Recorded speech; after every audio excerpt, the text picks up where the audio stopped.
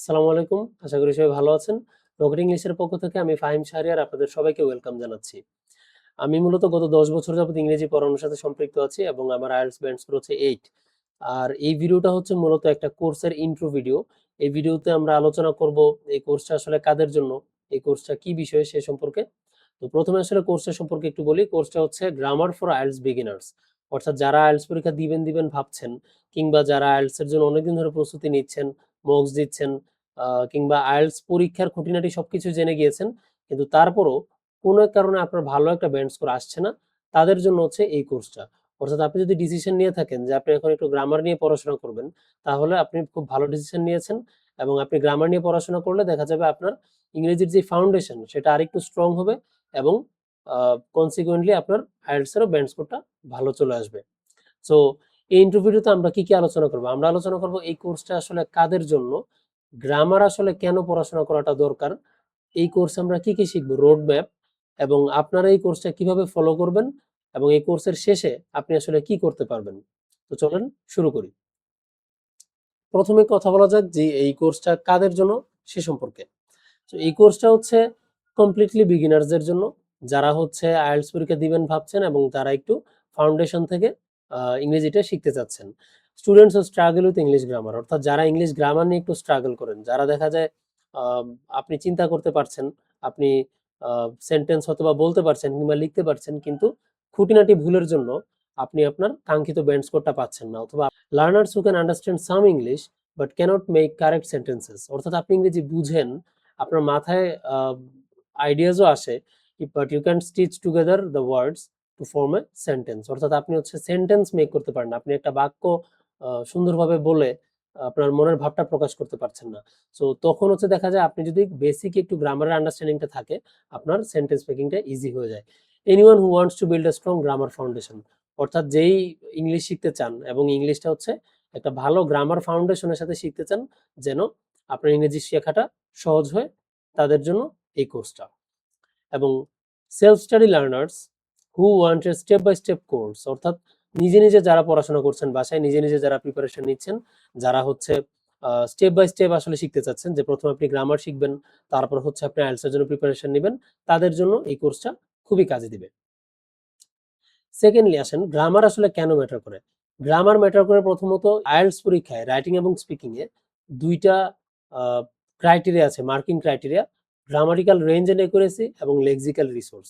এখানে প্রত্যেকটাতে হচ্ছে 25% করে মার্কস, অর্থাৎ আপনার রাইটিং এ 25% মার্কস আসবে গ্রামাটিক্যাল রেঞ্জ এন্ড একুরেসি থেকে, 25% আসবে লেক্সিক্যাল রিসোর্স থেকে। সেম ভাবে স্পিকিং এ আপনার ব্যান্ড স্কোরের 25% আসবে গ্রামাটিক্যাল রেঞ্জ এন্ড একুরেসি থেকে, এবং 25% আসবে লেক্সিক্যাল রিসোর্স থেকে।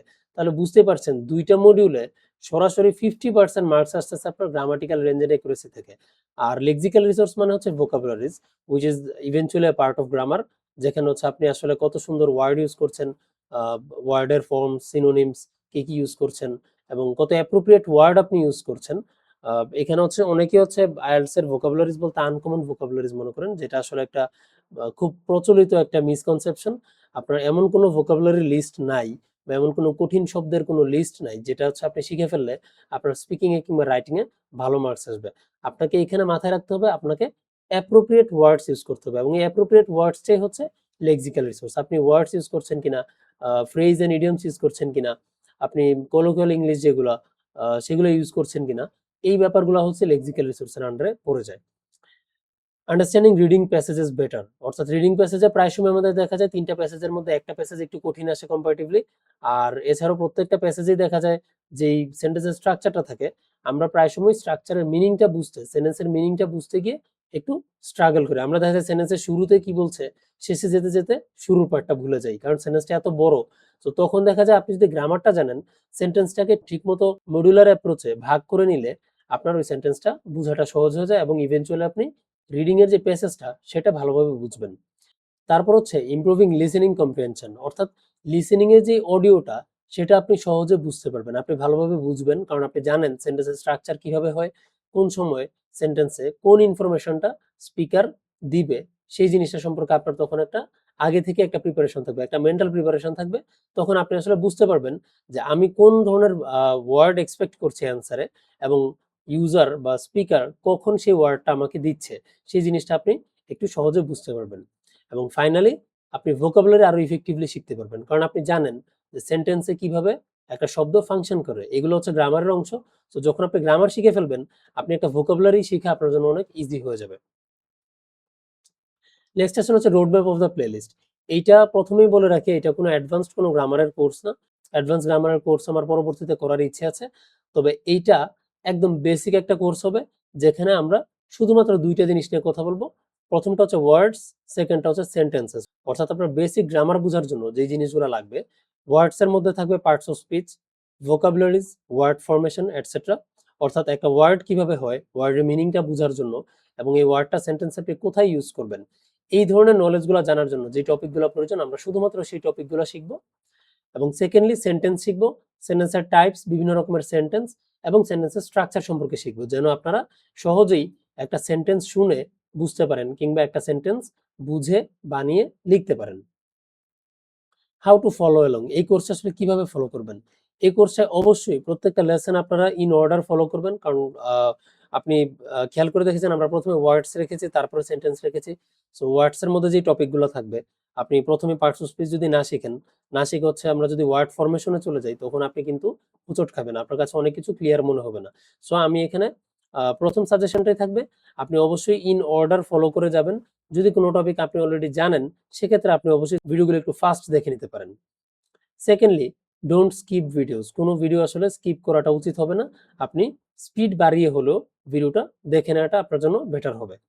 Pause and take notes. আপনি যদি এমন কোনো ইনফরমেশনে আপনি স্টাম্বলড আপন করেন, কিংবা হচ্ছে আপনি এমন কোনো পয়েন্ট পেলেন যেটা থেকে হচ্ছে আপনি কিছু নতুন কিছু শিখলেন, কিংবা হচ্ছে এটা আসলে আপনি পরবর্তীতে ভুলে যেতে পারেন, কিংবা আপনি পরবর্তীতে ভিডিও দেখতে চাচ্ছেন না, আপনি হচ্ছে জাস্ট রিভিশন দিতে চান গ্রামারটা আপনার নোটস দেখে।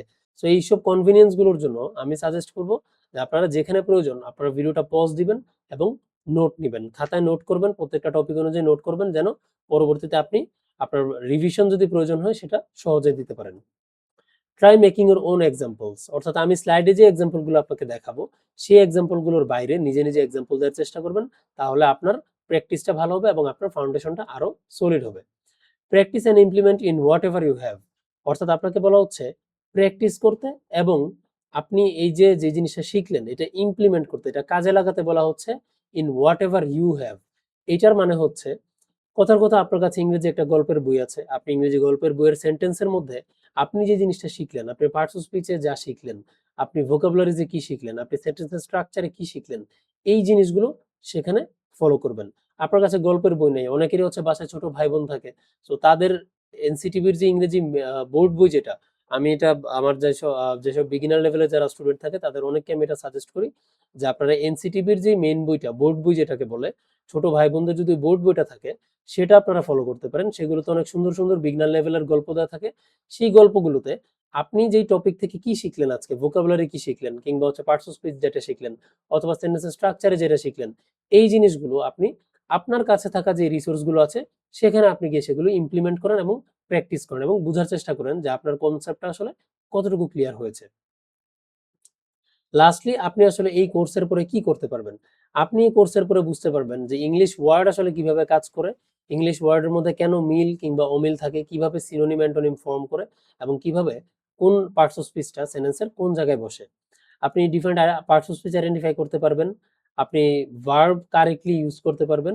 সো এখানে যদি কোনো কিছু আপনারা না বুঝেন, যেমন পার্টস অফ স্পিচ কি সেটা যদি না বুঝেন, কিংবা ভার্ব কি সেটা যদি না বুঝেন, চিন্তার কোনো কারণ নেই।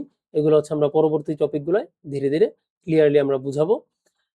Guess the meaning of unfamiliar words using context, অর্থাৎ আপনি পরিবেশ বুঝে কোনো একটা আনফ্যামিলিয়ার ওয়ার্ডস, একটা অপরিচিত শব্দ যদি পান রিডিং এর প্যাসেজে, আপনি আশপাশ পড়ে কনটেক্সট বুঝে আপনি ওই ওয়ার্ডের মিনিংটা গেস করতে পারবেন, এবং ওই গেস করাটাই আপনাকে অনেক হেল্প করবে। Understand how English sentences are build, অর্থাৎ কিভাবে সেন্টেন্সের স্ট্রাকচারটা গঠন হয়েছে, কিংবা কিভাবে আসলে আপনি একটা সেন্টেন্স ফ্রম স্ক্র্যাচ আপনি বিল্ড করবেন এবং সেটা লিখবেন এবং সেটা কারেক্ট হবে, আপনি এই জিনিসটা বুঝতে পারবেন। সো লাস্টলি হচ্ছে, আপনি গ্রামাটিক্যালি কারেক্ট সেন্টেন্স লিখতে পারবেন। আমরা অনেকে সেন্টেন্স লিখি কিন্তু সেন্টেন্সে পাংচুয়েশন মার্কস থেকে শুরু করে ক্যাপিটালাইজেশন বিভিন্ন রকমের ভুল থাকে। সো আপনি আসলে গ্রামারটা যদি বেসিক গ্রামারটা শিখে ফেলেন, আপনি grammatically mistake free correct sentences লিখতে পারবেন। সো এইগুলো হচ্ছে আমাদের এই কোর্সের টোটাল বেসিক ইন্ট্রোডাকশন। আশা করি যাদের গ্রামারে ভীতিটা দুর্বল কিংবা গ্রামারের আসলে একটু আপনাদের গাইডলাইন দরকার, গ্রামারটা শিখলে আপনার ব্যান্ড স্কোরটা হয়তো একটু ইমপ্রুভ হবে।